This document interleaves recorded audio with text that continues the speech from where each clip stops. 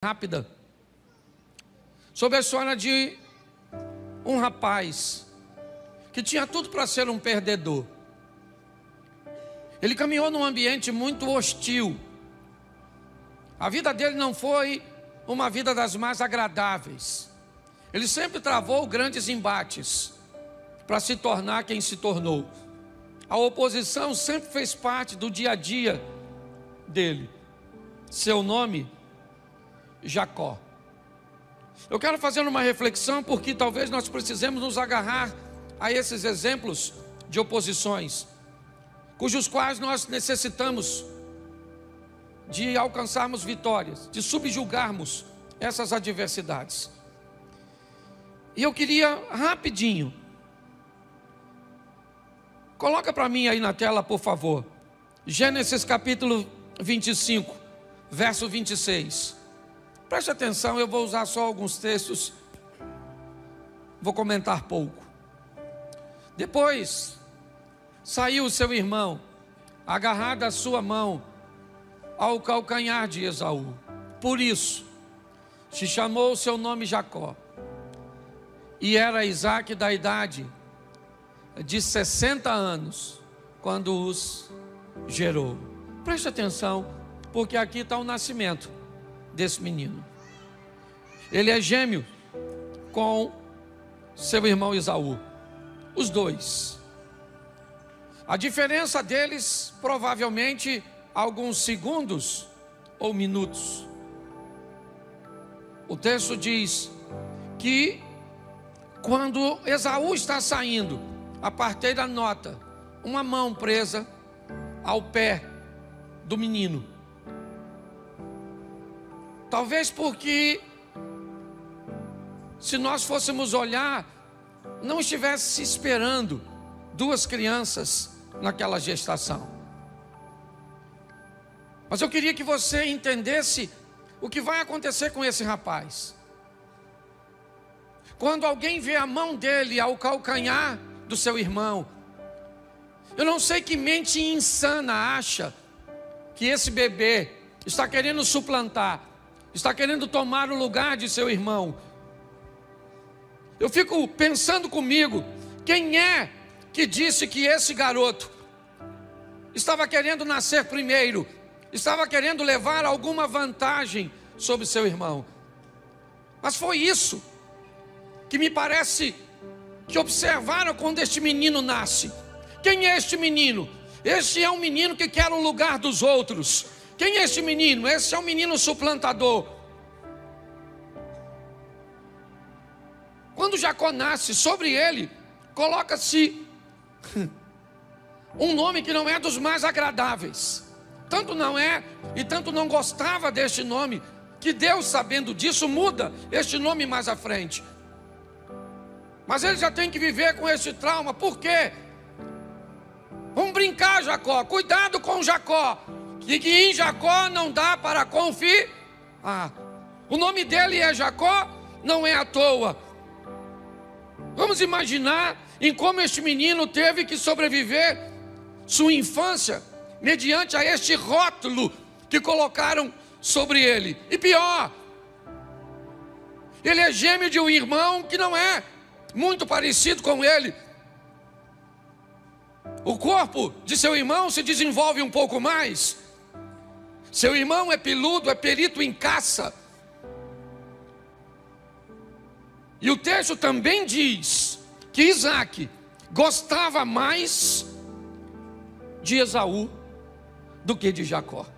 Se já não bastasse ser visto como um enganador, se não bastasse sofrer todos esses preconceitos, ele ainda tem que lidar com um dos maiores traumas que nós ouvimos hoje na sociedade. Eu não sou especialista na área, mas todo problema hoje que eu vejo numa pessoa, alguém diz que é problema com o pai.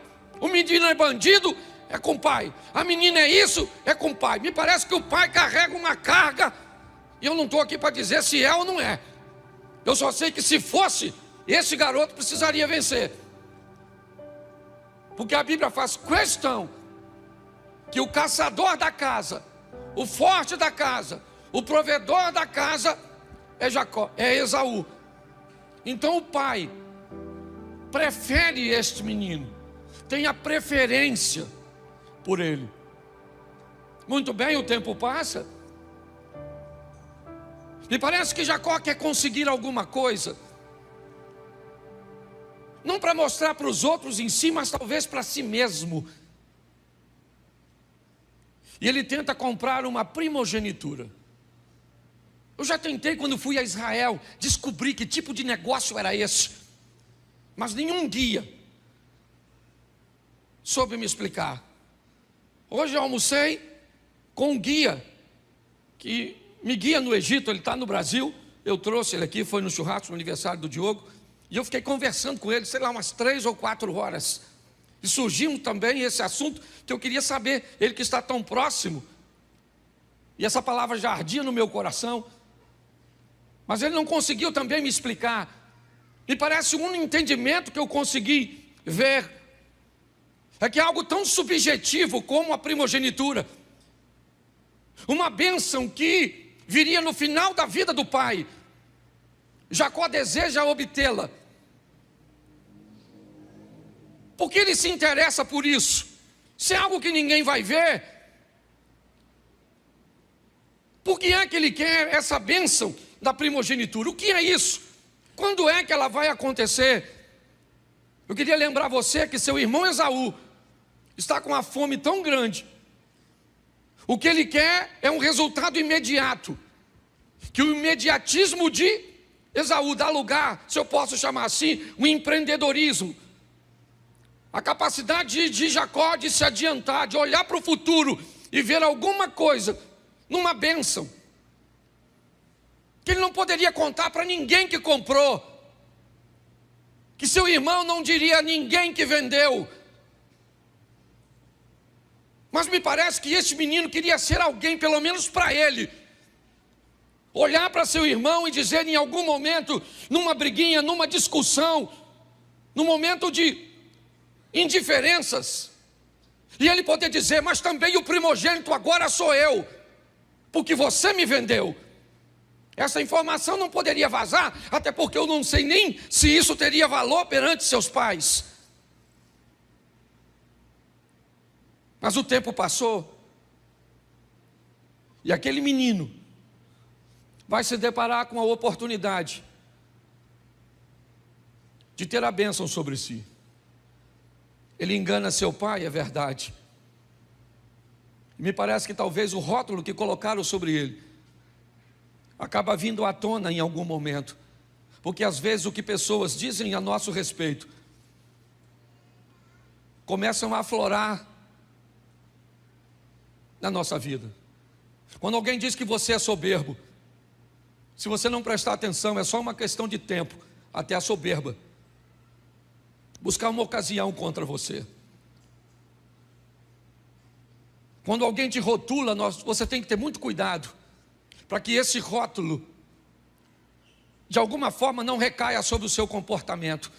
Está agora ele aceitando a pressão de sua mãe para enganar seu pai. Finalmente, o Jacó, ele aflora. Ele diz para a mãe: eu estou com medo, papai pode me amaldiçoar. Sua mãe, o interpela, o estimula a enganar o pai. Mas ele tinha todo o direito de dizer: eu não quero fazer isso. Mas ele levaria finalmente alguma vantagem. É a oportunidade de ele ter alguma coisa, dele ser alguém. E às custas de quê? Jacó consegue a bênção da roupa de seus irmãos, de seu irmão. O pai não o abençoou. Não. Jacó sabia disso. Isaac só disse o que disse para Jacó porque pensou que ele era Esaú. É mentira aquilo que aconteceu.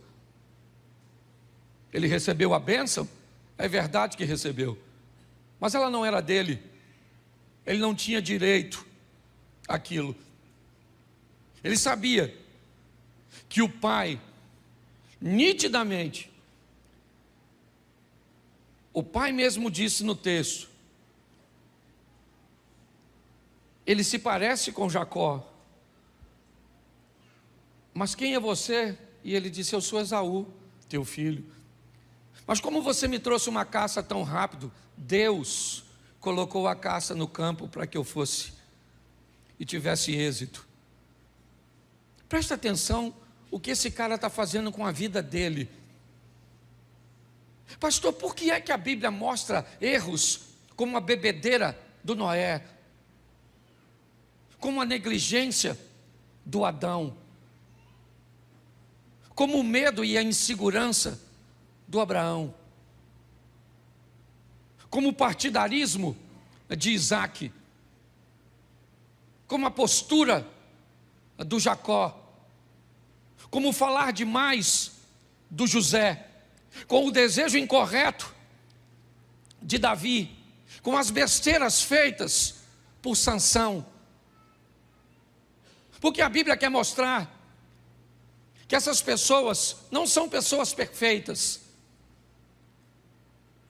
Porque a Bíblia quer mostrar que Deus pode usar pessoas imperfeitas que buscam uma correção de rota.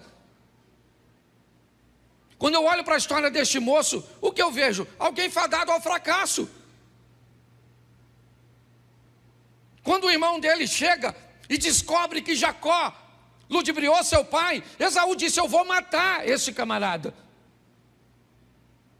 Agora a primogenitura não serve mais para ele, porque ele vai morrer. O que ele fez é passível de morte. Essa é a verdade.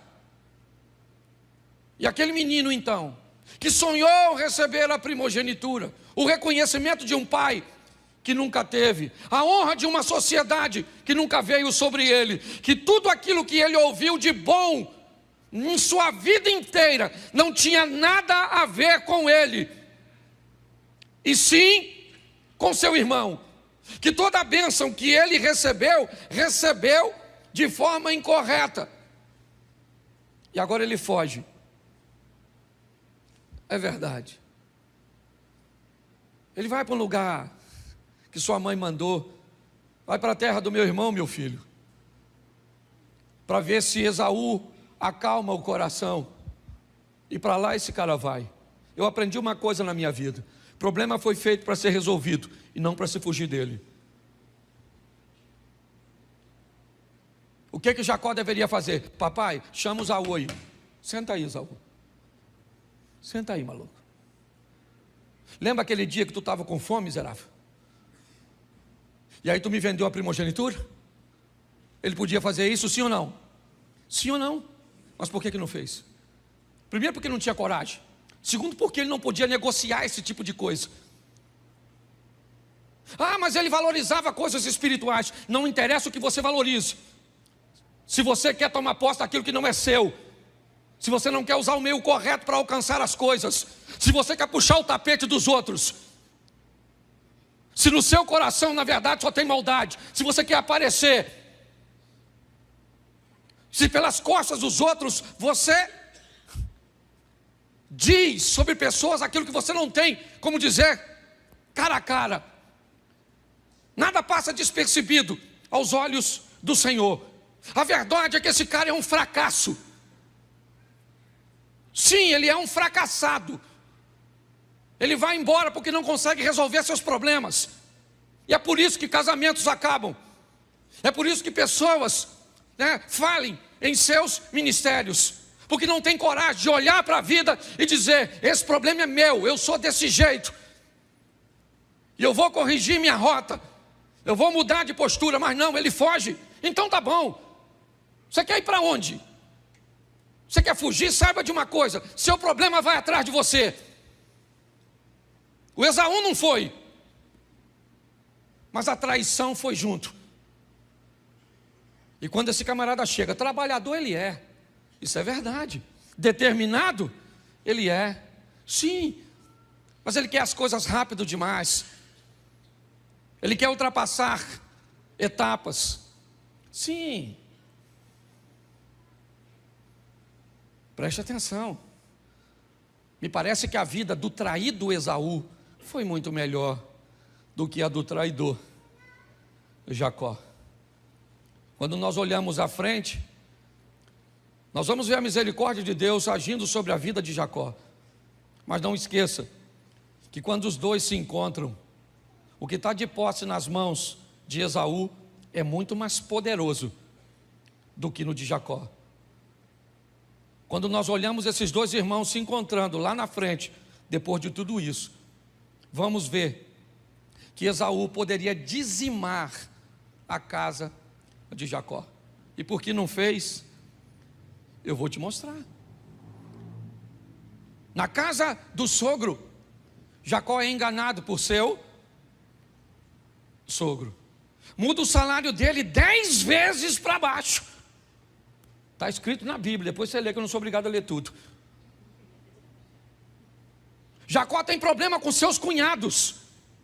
Eles não conseguem mais conviver pacificamente, porque nitidamente os cunhados estão olhando a fortuna de seu pai passar para as mãos de Jacó. Mas pastor, como é que este cara enganador agora está prosperando? Pois é, antes de chegar na casa de seu sogro, ele teve uma conversa com Deus. Uma conversa onde ele desistiu de ser quem era, para se tornar uma nova pessoa. Uma conversa de fidelidade, é verdade, que a princípio é apenas financeira. Jacó não tem dinheiro, está chegando, então ele está dizendo: Senhor, se o Senhor for comigo nessa empreitada, de tal maneira que eu volte em paz para a casa de meus pais. Na oração desse cara com Deus, ele diz: eu quero ganhar dinheiro e prosperar aqui, mas um dia eu quero voltar para casa, para encontrar com meu irmão e dizer para ele: eu me arrependo, me perdoa. Olha só, é a oração dele no caminho. Mas preste atenção, mesmo com essa oração e essa vontade, ele chega na casa do sogro, trabalha 7 anos para casar com a mulher e recebe outra.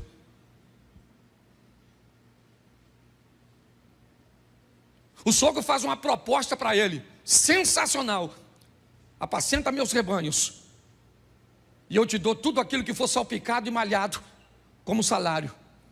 Mas o texto diz que dias antes dessa proposta, Labão já tinha pego todos os salpicados e malhados e tinha separado longe do rebanho, e só tinha animal liso, e liso com liso. Pois o texto diz que o tal do Jacó, enganador, levava o rebanho para tomar água e colocava as varinhas de álamo, uma varinha sem casca e a outra com casca, ou seja, tudo listadinho dentro d'água. Eu não sei se isso é o suficiente para fazer com que o animal venha parir, certo? Talvez venha até daí, aquela cultura antiga que dizia que se uma mulher ficasse olhando muito para um troço, o filho nascia com a cara do troço. Eu não sei se essa cultura vem daí. Eu só sei de uma coisa: eu não acredito nisso.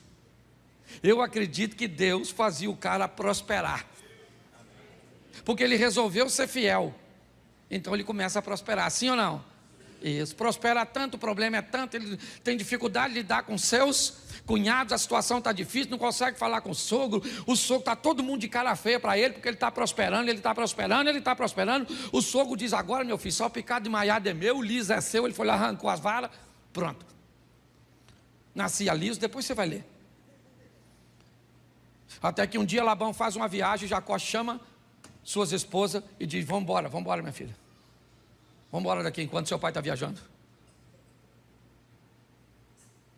Mas agora no caminho, ele vai ter um encontro sensacional com seu irmão. Eu queria que colocasse para mim, por favor, esse texto aqui, Gênesis 33, 1. Preste atenção. Levantou Jacó os olhos e olhou, e eis que vinha Esaú, e o quê? E esse cara vem com o quê? 400 homens com ele. vem a comitiva do Esaú. Ele era um homem forte, ele era um caçador, e ele traz consigo 400 homens na direção do Jacó, que segundo o próprio Jacó,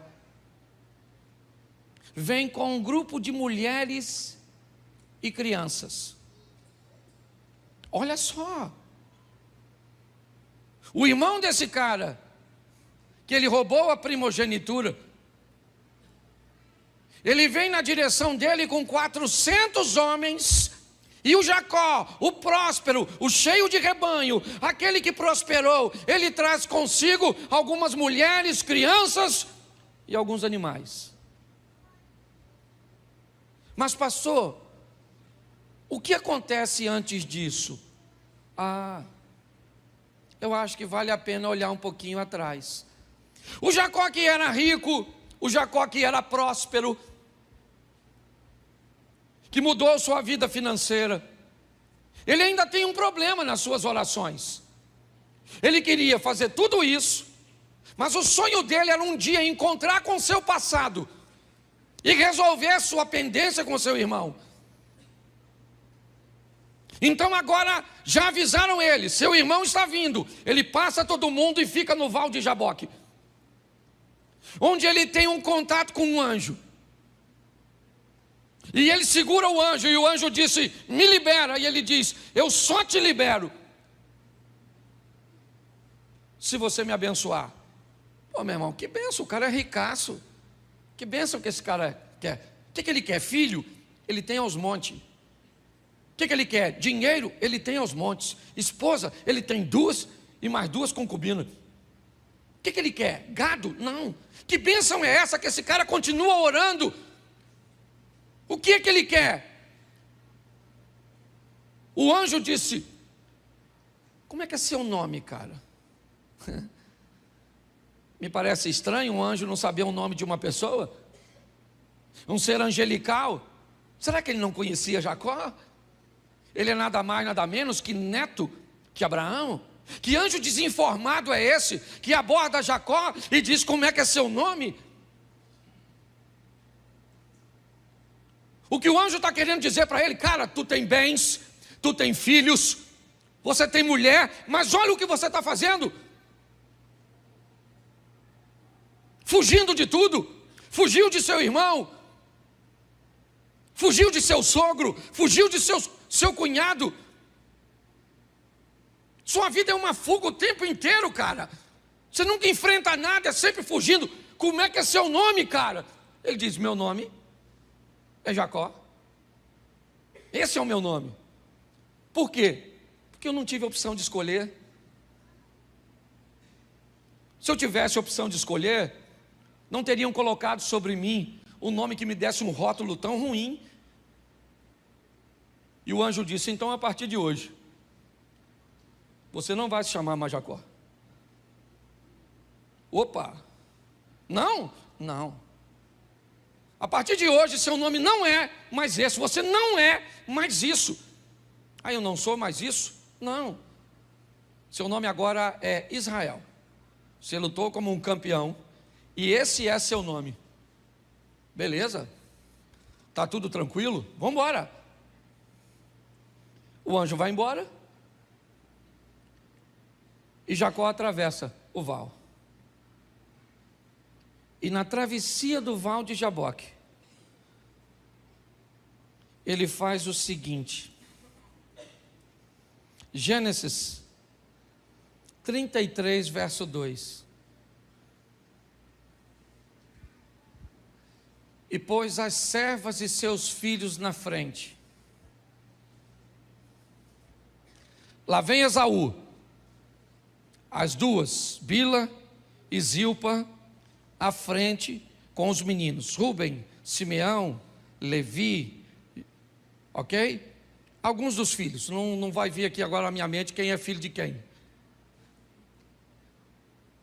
Leia, ok? Sua esposa, ele põe logo depois, com quem?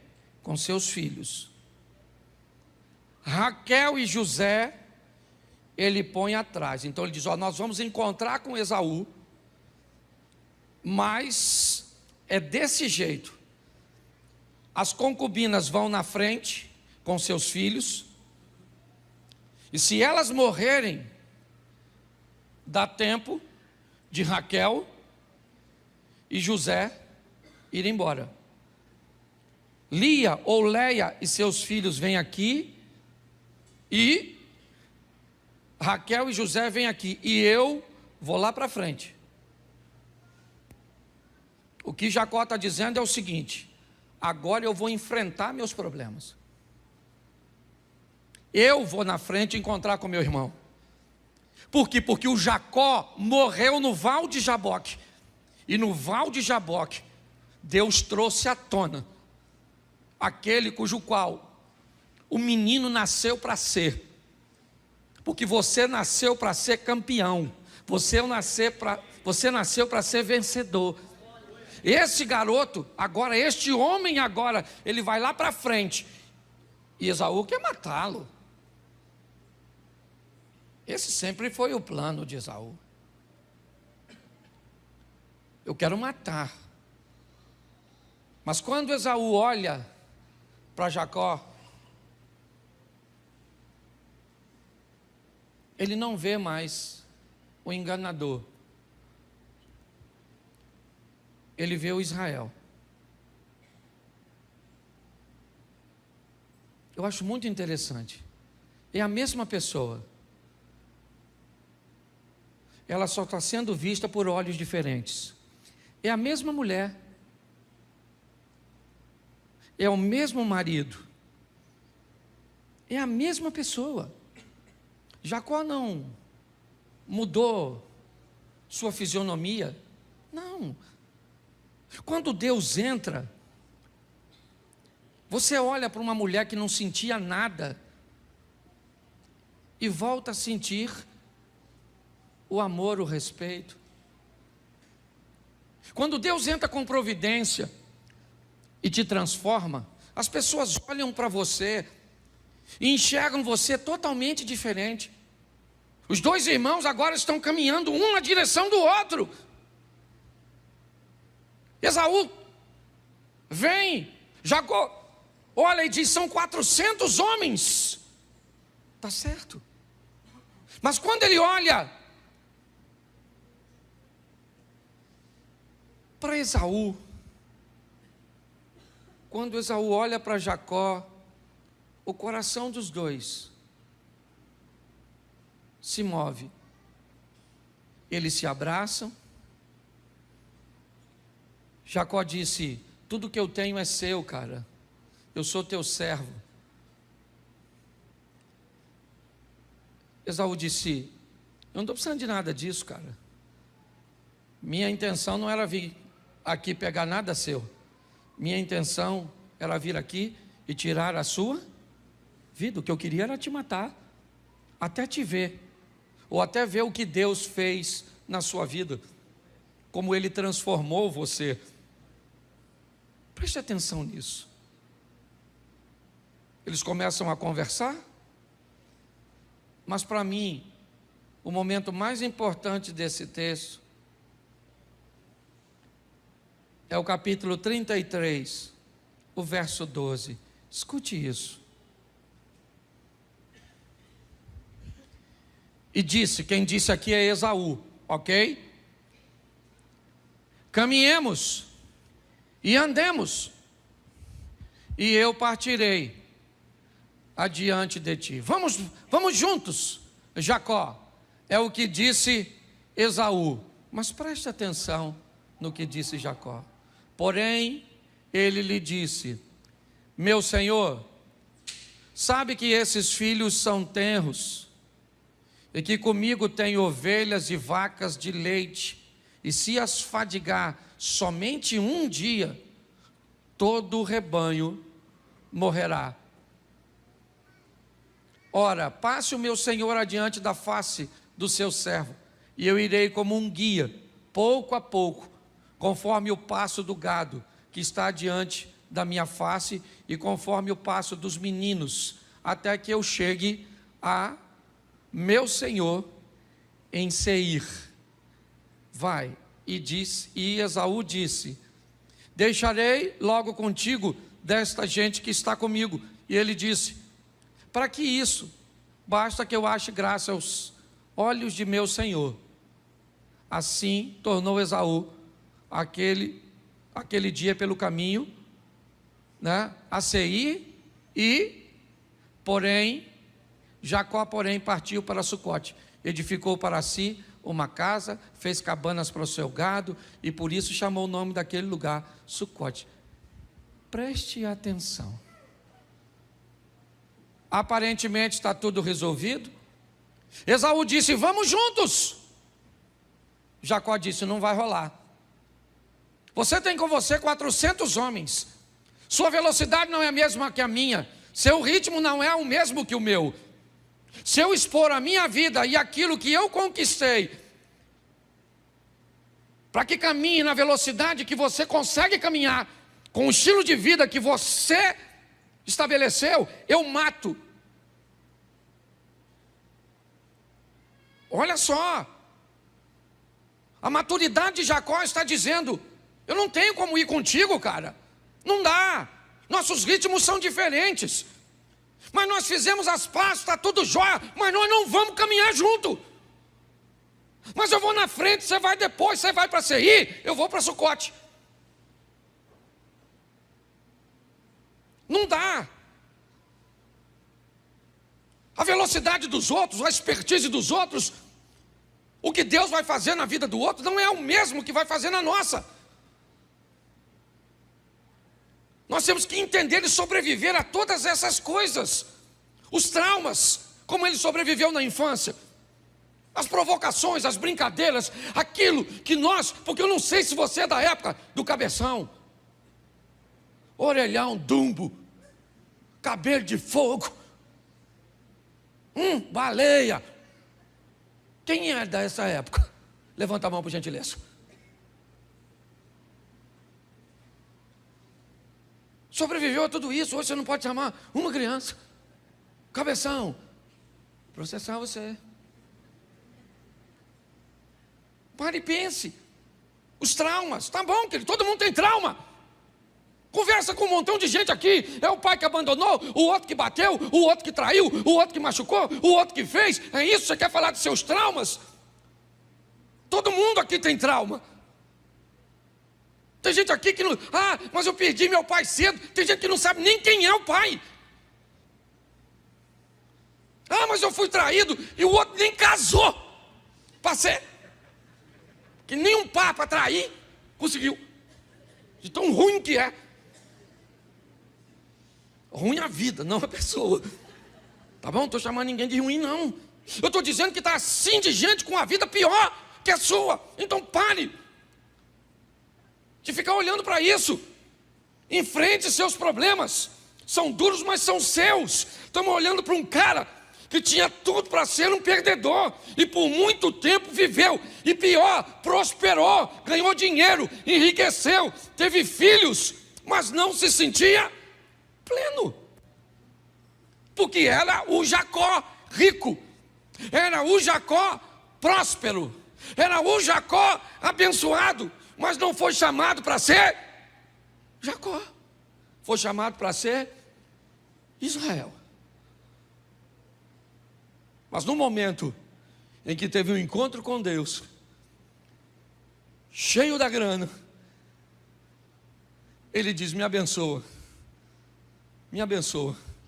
E o anjo, sabendo que tipo de bênção ele falava, não tinha nada a ver com coisas materiais, diz: então vamos mudar de vida, cara, vamos deixar o Jacó para trás, vamos embora, vamos se tornar Israel.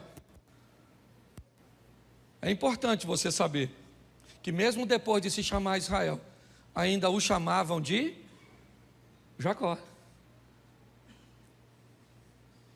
Se você continuar lendo o texto, o anjo mudou o nome dele, sim ou não? Sim ou não? Mas daquele texto em diante, todos o chamavam de Israel? Todos o chamavam de? Sim ou não? Mas ele não tinha mais problema com isso. Porque agora para ele chamavam ele de algo que ele sabia que não era. Agora a vida desse cara foi para frente. Agora a vida dele rompeu. A mensagem que eu tenho para vocês hoje é: viva na terra, na dependência dos céus. Não tenha medo de quem governa. Quem está governando? Quem é? Quem está governando é Labão? Então tá bom, meu irmão. Eu vou prosperar num ambiente onde o cara está defasando o meu salário. Quem está no comando? Quem está no comando é Nabucodonosor, o rei da Babilônia. Pois é, eu sou Daniel e sirvo ao rei dos reis. Quem está governando é Ciro, o rei da Pérsia. Pois é, eu continuo sendo Daniel, filho e parceiro do rei dos reis. É assim que a vida funciona. Nós temos que vencer as adversidades. Elas não são poucas, nem para Jacó, nem para mim, nem para você. Se você quer enaltecer seus obstáculos, fique à vontade. Você quer dizer que a vida é muito difícil para você? É assim? Você quer olhar e medir sua vida pela dos outros? Faça. Jacó nunca precisou, nunca. Eu não sei porque Rebeca fez essa loucura. Não sei onde ela estava com a cabeça, certo? Deus já tinha dito para ela que o maior serviria o menor. Mas ela o fez. Eu não sei de onde você está vindo. Eu sei de onde eu vim. Eu sei o que eu tenho que vencer todos os dias. Eu sei o que eu tenho que escutar todos os dias. A Bíblia diz que a palavra de Deus é apta para discernir o que está no coração das pessoas. Se você sabe o que é isso, você sabe que às vezes a palavra de Deus já falou com você a respeito de pessoas que estão perto de você e o que elas querem quando estão perto de você e como Deus manda você se comportar. Mas e aí? O que nós vamos fazer? Nós vamos desistir? Nós vamos jogar a toalha? Então saiba de uma coisa: as urnas não definem sua vida. O que vai acontecer na política não define o que acontece dentro dessa igreja, porque a nossa vida é governada pelo Senhor. Que nós possamos entender isso. Então, independente do desfecho dessa história, certo? Nós vamos continuar servindo a Deus. E saiba de uma coisa: principalmente se vier sobre a igreja tempos mais difíceis, viveremos os melhores tempos da igreja, porque é assim que funciona. Se vierem tempos fáceis, vamos crescer bastante, sim ou não? Sim. Mas se vier tempos difíceis, vamos crescer mais do que nos fáceis. Saia daqui e acredite nisso.